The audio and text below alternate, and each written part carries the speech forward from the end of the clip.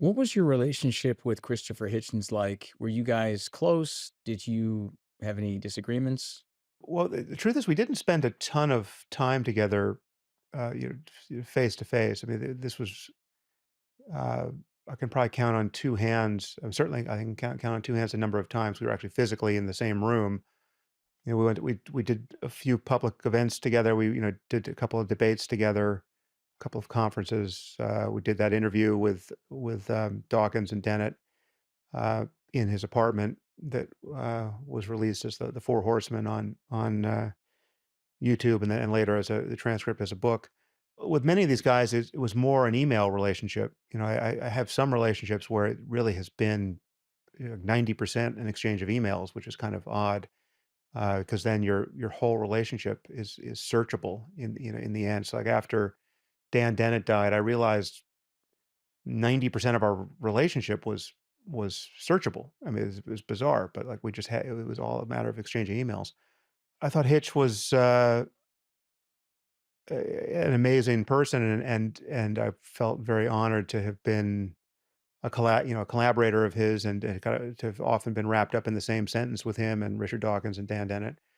Um, it was a lot of fun to be with him, and it was, I was looking forward to many more years of that fun. I mean, it really felt cut short when he died or when he got sick, and this lesson has been learned, by most of us many times in life, but and it never quite sinks in. But you realize you're kind of taking it for granted that you're just going to have more time with somebody, and when suddenly you discover that you don't, it's a strangely a surprise. I mean, it's sort of the fact that it's possible to be surprised by that reveals that you've been sort of assuming otherwise covertly all the while, and that's kind of strange. I mean, put this in the file marked denial of death.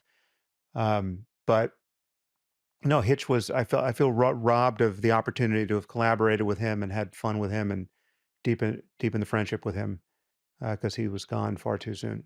Do you remember your last conversation with him? Did you talk to him once you knew he was sick and dying? Yeah, yeah, yeah. He actually it was funny. He came out for we had a mutual debate against, 2 rabbis, David Wolpe, who remains a friend, and, Rabbi, Bradley Artson, I think was his name, who I haven't seen since.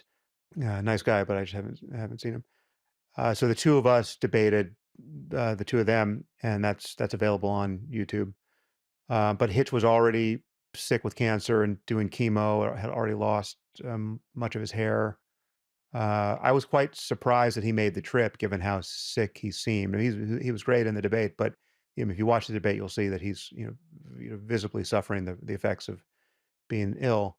But he came out, and it was in LA, and we went to dinner. It was either before the debate or the night before the debate, and I recognized that that was actually the only time I'd ever been alone at dinner with him, which was kind of a surprise, and because I knew that it was very likely to be the last time I would be in that situation with him.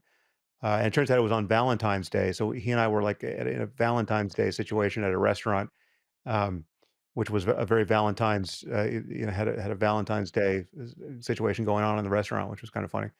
And we actually had to move to another restaurant to get like proper uh, a proper vibe. So we did that. We ate at a bar, and yeah. So this couldn't have been the night. This had to be the night before our actual debate. We exchanged a couple of emails after that, but it was a very sweet moment because it was pretty obvious this is the last time we were going to see each other. I mean, it was not because we're not the kinds of people who lived in the same city who would see each other regularly, and there was no expectation that I would have traveled to see him at his deathbed, etcetera. We weren't friends at that level, so it did have this this bittersweet uh, feeling of this is the last time I'm going to see a buddy.